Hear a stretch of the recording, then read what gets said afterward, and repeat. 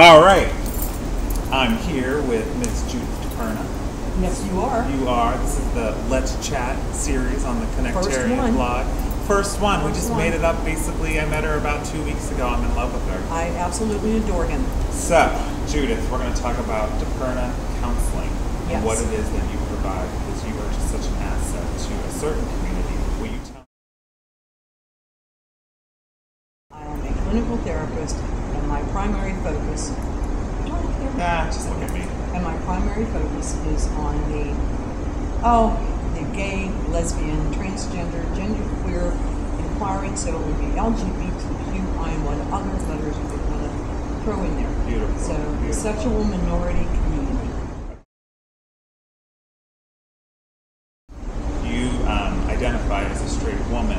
Can you tell me how you got involved in this work for LGBTQI? Because my daughter came out to me when she was about 21 or 22 that she is a lesbian. And even though she and I were very, very close, so I wasn't particularly surprised when she came out to me. Right. But she even had a little bit of anxiety telling me that she was a lesbian. And I felt so bad for her.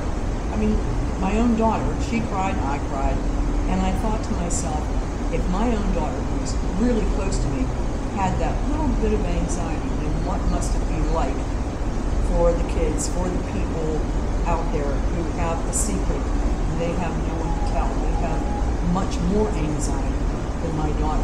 You know, the transsexuals, the little 18-year-old kids who want to be a girl, who want to be a boy, the girls who have to pretend they're lesbians when in their heads they're not, and the boys who have to pretend they're football players when in their head they want to play little countries. You make a good point, because I, like your daughter, have a very welcoming and open-minded mother. But that said, there are so many people out there that need the resource, like yourself, just to be there to come and speak to with no judgment whatsoever. So with DiPerna Services, somebody reads this, somebody learns a little more about you, clicks on your website, which is right there. Everybody click. Click. How can they reach you other than your website? Is there a phone number? My email address is on there. It's been the same for years. I would never change it. Judith808@AOL.com. Or my number is on there, and I always have a little quote or something schmaltzy underneath my name. But my number is in pretty big, bold, lettering there. Right. So call me, or email me, or text me. Text. You can text me. My question is, who did you look up to growing up? I looked up to my grandmother, my mother, and all of the immigrant women who didn't speak any English. I grew up in a really small ethnic mill town. Right next door, I could spit and hear it sizzle on the side of the wall of the mill. Wow. That's how close it was. We watched the Indians go by every night and light up the sky.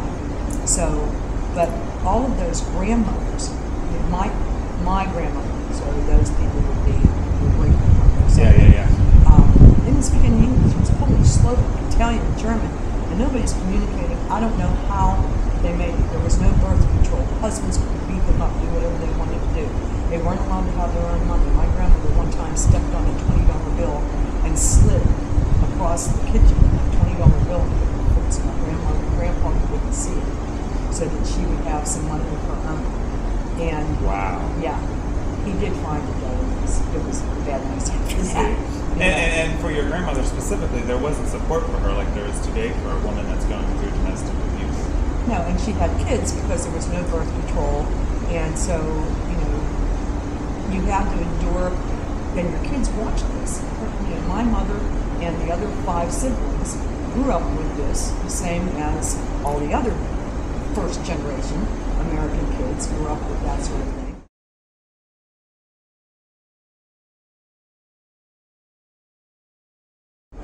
So it wasn't until Gloria Steinem in 1972 was when I realized, oh, really? I can't have a job because my husband disapproves of me. Or I can have what was always called a little job. Like you worked at the bank, it was a little job. Yeah. You worked at the grocery store. Well, my wife has a little job. A job is different than a career. Right. But it was still minimized. He had a job in the mill making the money, and she had a little job. To buy for these things, whatever goods or something. So it sounds like what you're telling me is your family had a very big part in your family. Your heritage was huge, and strong women were your role models growing up. And my mother and my grandmother, my mother and maternal.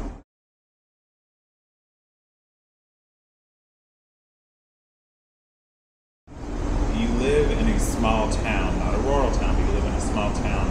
And where is your office located? In that same small town. I was born and raised, and I'm still there. You're still there. Okay. I did live in the city for 20 years. So for a consumer out there in cyberspace, which we will get to next in terms of seeking in real world kind of dynamics when you really want to get help, do they come to you in your small town? Yes. Okay. I have a client who came today from Maryland. Wow. I have many clients who live in West Virginia or have lived in West Virginia. I have a client who's coming in next week from Missouri where she makes an appointment with a doctor she sees here that I had sent her to for hormone therapy. So she has to see him once a year. So she'll drive to me first and then goes to that doctor. There's a doctor here that she sees, a client of hers, for hormone treatments and therapy from Missouri, then comes and sees Judith. That is dedication to the work. And also the scarcity of the services that you provide. I feel like I am the only transgender specialist out there, honest to God. Every surgeon in the country who does that kind of work, gender reassignment surgery, or sex reassignment surgery, different people want to call it different things. They all know me. They refer patients to me. The hormone doctors refer patients to me. But I can't find another transgender specialist.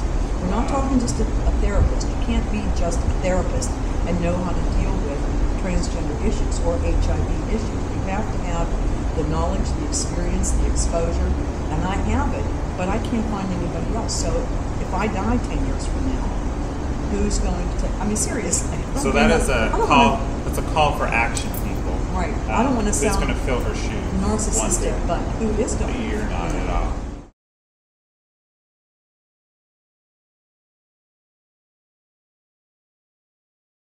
There's someone out there in cyberspace listening to this right now at the safety of their own iPhone, Android, computer, real world. They want to seek help. How can we get them from that computer screen to you? What advice can you give to someone who's feeling very dark, maybe suicidal?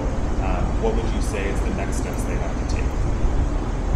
Well, they can either reach out to one of the services that you call, that I think we all pretty much know about when you're having really suicidal thoughts, or email me, text me. Now, if it's 4 in the morning, please have some consideration. We have some boundaries, but the next morning, or if it's depending on the day or night, email me.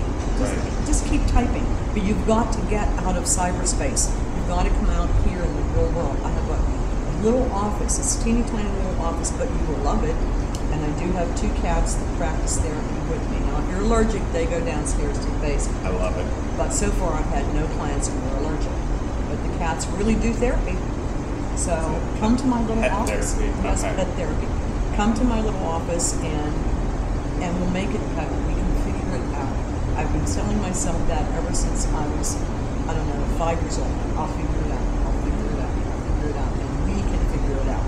So don't jump off the bridge. Call me, text me. There are resources. You do the research and I can step Skype outside. too. But I only Skype after I've met you 2 or 3 times. So she has to physically meet you. There can be some mobile therapy with something like a Skype, but she wants to meet you in person first. Right. I am not handicap accessible. There are steps. However, I do have a client that's in a wheelchair, and she is willing to come up my back driveway, and it just clears by a ½ inch into my basement, and we sit in my basement. Well, it's an Italian basement. It's a kitchen. Yeah. With the basement kitchen. Okay. Yeah, stove and refrigerator and washer and dryer. So that is where we sit. So you will make do in terms of wheelchair If accessibility. a person is willing to sit Right. in my basement, you know, if they don't want to sit, but it's not very professional. I mean, she doesn't get to see my office. She doesn't get to experience the comfort that comes from that room. Gotcha. So I guess she gets the comfort from my little Italian kitchen that's in the Hey, basement. you're there for this person more than Her you know. wheelchair just makes it. Thanks to God. You were not mistaken when you went to this website, or when you do go to this website, you are going to hear in the background Simon and Garfunkel. Simon and Garfunkel. It's Singing Bridge Over Troubled Water. Why'd you choose Bridge Over Troubled Water? People know reading this blog that I love pop culture. So what is the meaning I behind think it's that? obvious. There are troubled waters, and you're on the bridge, literally, either emotionally, or, I mean, really standing on a bridge, or symbolically on the bridge, and there are troubled waters. So I'm the bridge. Stand on me, and we'll get through the. And I don't want to cry through this whole thing. So call me, text me, email me. All right, the passion is there. We want to help you, and also refer others to. Judith is here. She's here to help. Thank you. We'll figure it out. All right. Mwah. Thank you. Thank you.